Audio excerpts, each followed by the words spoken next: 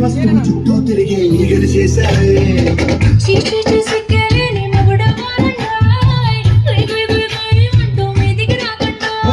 company పిల్లలతో ఇంటిని నింపారే